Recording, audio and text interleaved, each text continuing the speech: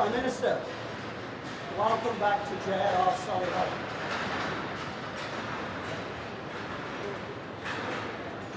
I'm delighted to be here with you again, and with our wonderful colleagues gathered around today as well. This is the biggest car manufacturing plant in the UK. Our incredible company has built cars here for 77 years. British innovation, British design, British engineering, manufactured here in the Midlands for the world, including the US of A. When you were with us just 4 weeks ago, I know you experienced just how wonderful this place was. There's wonderful people, and it produces wonderful luxury products. Your commitment that day was to stand by us to the hilt. Your words, to the hilt. And I'm delighted to be able to signal today that those words have been turned into a tariff deal with North America, with the US of A, which is significantly goes towards what we need as a company. It creates the certainty that we need to continue to invest going forward. Not only for JLR, but actually for the whole automotive industry in the UK. In the last hour, I've witnessed your discussion with President Trump, where you finalise that deal. On behalf of 45,000 people in this company, 250,000 jobs we support in this country, thank you. I'd like to personally thank your team also, who I know have worked tirelessly to get this done over the last several weeks. We look forward to the continued work we can do together. This is not job done for the UK, but this is significant progress, and we thank you so much for that. On behalf of our wonderful people, our great British brands, the UK automotive industry, and this wonderful nation, I'm delighted to welcome you to say a few words. Thank you.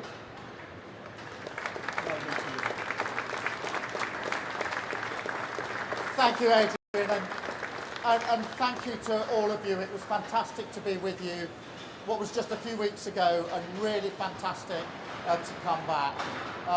Just a few moments ago, I spoke to President Trump, the President of the United States, and I'm really pleased to announce to you, and I wanted to come to you to announce it, that we've agreed the basis of a historic economic prosperity deal. And that is a deal that will protect British businesses and save thousands of jobs in Britain. Really important, skilled, well-paid jobs. It will remove tariffs on British steel and aluminium, reducing them to zero. It will provide vital assurances for our life sciences sector, so important to our economy, and grant unprecedented market access for British farmers without compromising our high standards. And for the great British cars that you make here, that we see all around us, this deal means that the US tariffs will now be cut from 27.5% down to 10% for 100,000 vehicles every year. That's a huge and important reduction. And I know from when I was last here how much that will have been weighing on your minds when you knew the size of the tariff that would otherwise be in place. And to get that decrease was hugely important to me. And I can tell you, my teams were working really hard on this deal, night and day for weeks. I was working with them.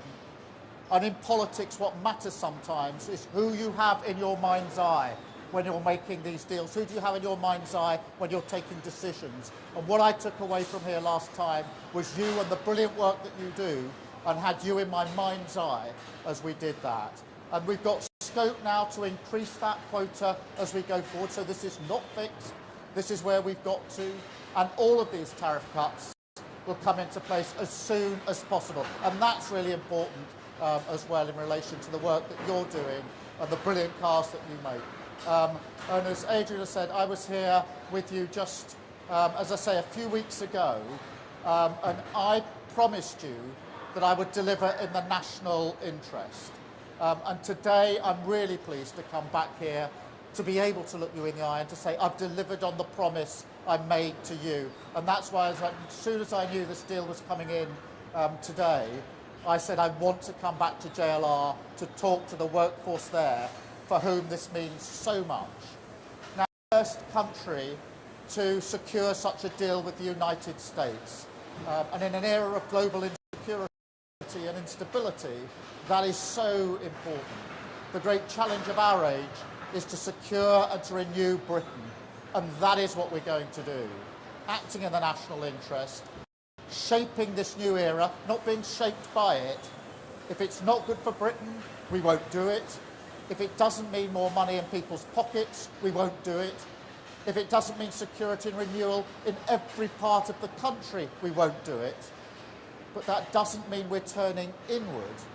Instead, we're sending a message to the world that Britain is open for business, seeking trade agreements with India on Tuesday, with the US today, and working to boost trade with other partners too, including, of course, the EU, with whom we have a really important meeting just a week on Monday. making deals that will benefit working people. And you know, in recent years, an idea has taken hold that you somehow show your strength by rejecting your allies, that you shut the door, put the phone down, storm off. I've had plenty of people urging me, rather than stay in the room and fight for the interests of our country. And I want to be absolutely crystal clear, that is not how government is. It's never how we will operate. We don't storm off, we stay in the room and we negotiate and we work for our country with the national interest at the foremost of our mind. Because the other way of working doesn't deliver the benefits that working people need. So I also want to be clear, this is just the start. With the deal we've done today, we can say jobs saved, jobs won, because we're more ambitious for what the UK and the US can do together. So we're hammering out further details to reduce barriers to trade with the United States across the board. We have £1.5 trillion invested in each other's economies, creating 2.5 million jobs across both countries. And there are so many areas where I think we can do even more than that and put pounds in the pockets of working people across the United Kingdom. As the two biggest services exporters in the world, we will bring down barriers, creating jobs in our thriving sectors in Leeds, in Manchester, London. As the only two Western nations with trillion-dollar tech sectors, we'll go further to deepen the partnership in new technologies to shape the innovations of the next century together and create the jobs of the future. Because look, our history shows what we can achieve when we work together. Timing for this deal, that we've agreed this deal on VE Day. 80 years ago today, Churchill was addressing the nation at the end of the Second World War, victory in Europe. And we were standing the United Kingdom with the United States on defence and security. And for 80 closest of partners, and to the relationship between us, defined by peace and economic prosperity. So it's fitting today that we renew the bond on the 80th anniversary of VE Day. I'm going to take some questions in a minute, then I do want to spend some time with you because I know how important this is for you, all and all of your work colleagues here, all of your families, who I know will have been worried about what is going to happen. Of course they're worried, they're proud of what you do, worried about what might have happened, but not just you and your families and all the other jobs that depend on the work that you do here. You're iconic, we're proud of what you do, and when I promised you we would do whatever we needed to do to get to a position where we could ensure that your brilliant work continues and thrives in the future, I meant that. It was a promise made and a promise I always intended to deliver to you. And I'm trying to catch everybody's eyes because, as I say, in politics what matters is who are you thinking about, who have you got in your mind's eye when you're having those conversations, whether it's President Trump just now or last night halfway through the Arsenal game, or whether it's the teams negotiating as they've been over days, particularly intensely in current days. So thank you here for being with me today. I will try to talk to you some more in a minute, but please, through you, if I could extend that to all of your colleagues here. I know they'll be on different shifts, but I hope this will give them the well-earned boost that they absolutely deserve. I will now take questions from the media. I've got a list here. I think, Chris, I've got you first. Thank you, Prime Minister. Chris Mason, BBC News. Prime Minister, this is a... I'm so sorry. Prime Minister, this is a freeing up of trade conditions with America compared with where we were, but is it better than 6 years ago, given, for instance, some tariffs are still there? Well, Chris, the question you should be asking is it better than where we were yesterday? And I think if you should come out when you finished asking me questions and talk to the workforce here, because what this does is to reduce to zero the tariffs on steel and aluminium. Look how important that is. Reduces massively from 27.5% to 10% the tariffs on the cars that we export. So important to JLR, actually to the sector generally, but JLR in particular, who sell so many cars into the American market, proudly do that. includes on pharmaceuticals some really important measures. Obviously, we don't have tariffs yet, but we've got within the deal significantly preferential treatment, whatever happens in the future. So this is hugely important for our pharmaceutical sector as well. In addition to that, we said we had red lines on standards, particularly in agriculture. We've kept to those standards. The SBS red line is a red line that's written into the agreement. And so I think if you put that package together, you can see that it's a significant step in the right direction for our country and for the very many thousands of jobs that will now be protected, saved and enhanced by the fact that we've done this deal. And I'm really proud we have. And I know people along the way were urging me to walk away, to descend in a different kind of relationship. We didn't. We did the hard yards. We stayed in the room. And I'm really pleased to say to the workforce here and through them to the country how important I think this deal is. Thank you, Chris. Robert, I'm coming to you next.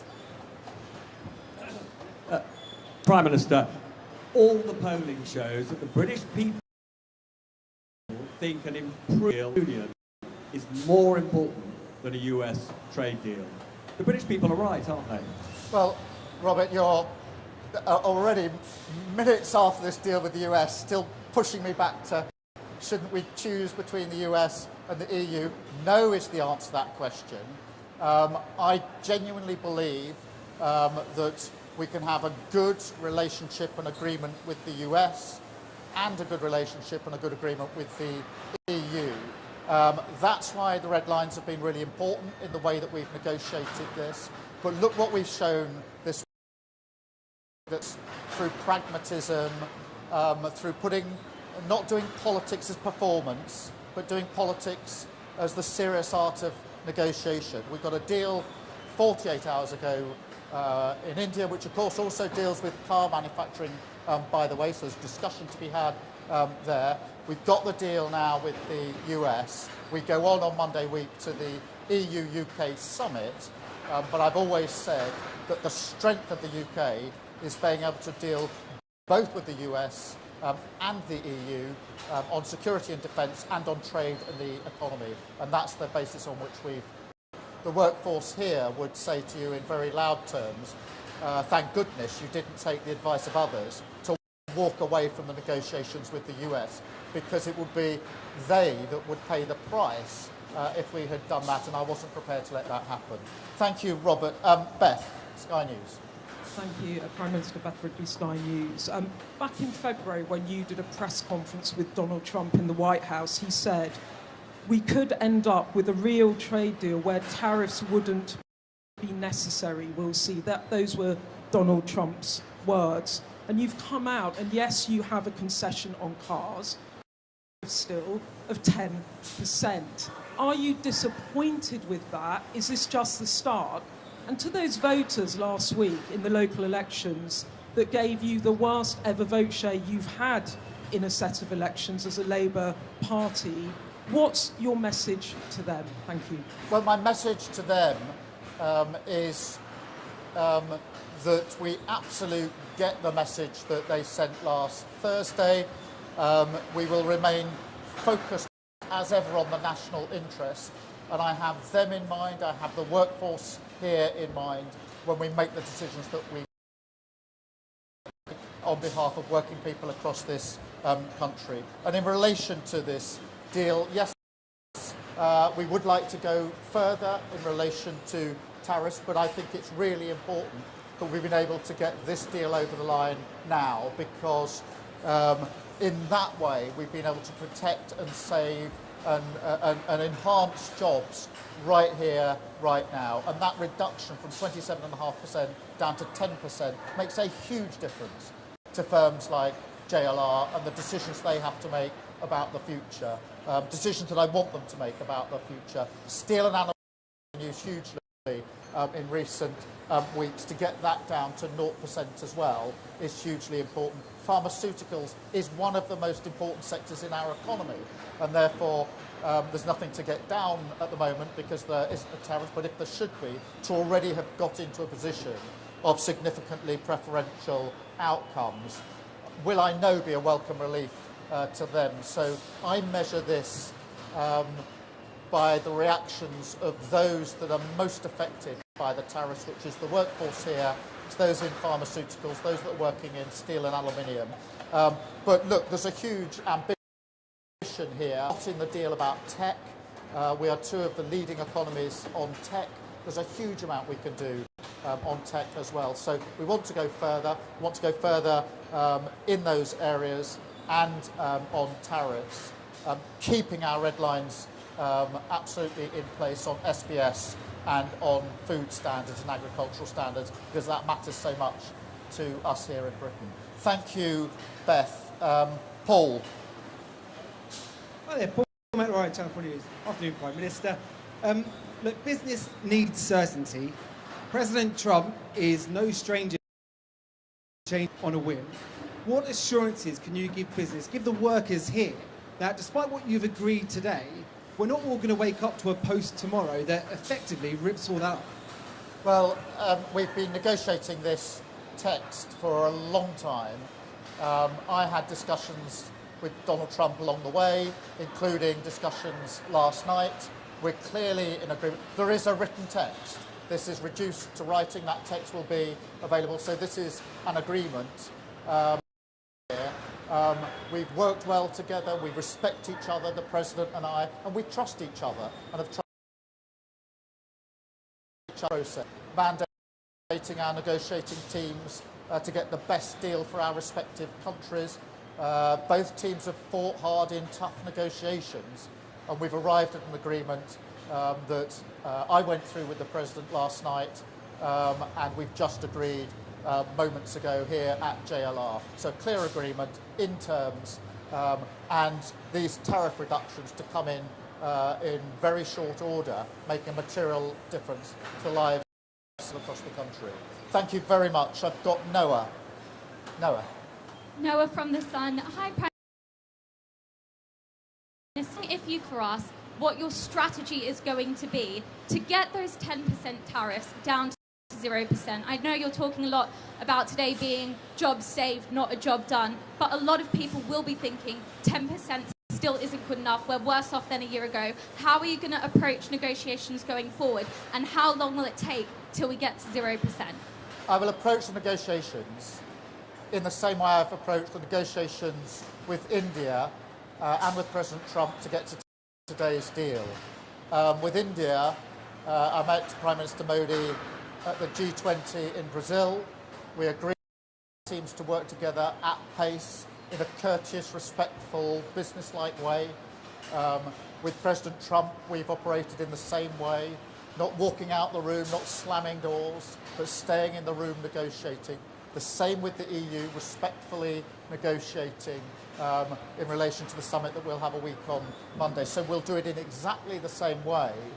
But please do not underestimate the significance of the tariff reductions today, because these are measured in terms of good, well-paid jobs across the country. And that really matters. That's at the heart of everything that I believe.